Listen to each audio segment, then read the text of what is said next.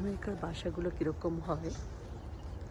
Actually সব বাসাগুলোর মনে হয় দেখতে একই রকম লাগে। তো এটা একটা বাসাটা আমি একটুখানি বাইরে বের হলাম, ঢুকতেছি বাসাটার মধ্যে।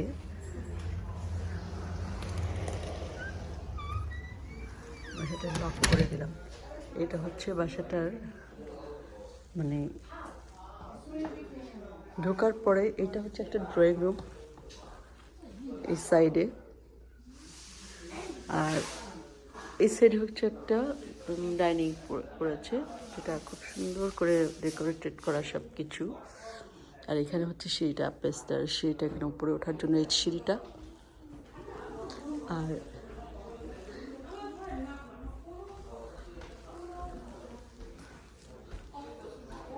এটা হচ্ছে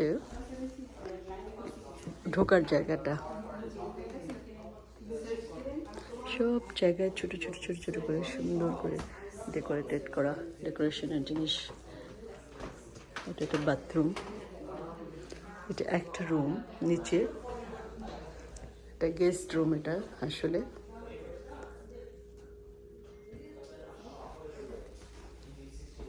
এখান থেকে বেসমেন্টে যাওয়ার জায়গাটা, বেসমেন্টে লক করা আছে বর্তমানে, পরে আমি দেখাবো বেডরুমে।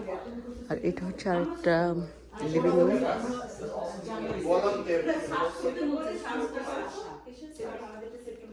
দুটো অপশন আছে, একটা হচ্ছে পেপার, একটা হচ্ছে ইমিগ্রেশন ভিসা। পেপারটা আসছে, যে তুমি সব কিছু সাবমিট করো।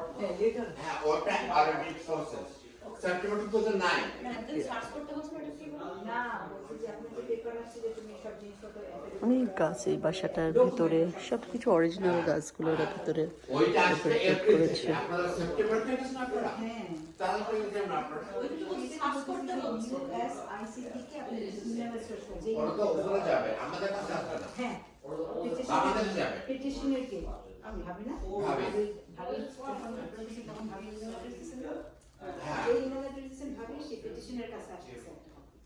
ও ইমেলে অ্যাড্রেস আসছে। ও ইমেল নো পারপাস কি হবে, তো একটা ইমেল আছে। কপিটা আসছে না, তাহলে তো আপনি ইমেল এটা বসার জায়গা। এটা আরেকটা ফ্যামিলি সিটিং রুম। ইউএসসিআইএস এখানে অনেক খাবার, ওকে, যে ইউএসডি আপনার তার মধ্যে একটা ইমেলটা আসছে।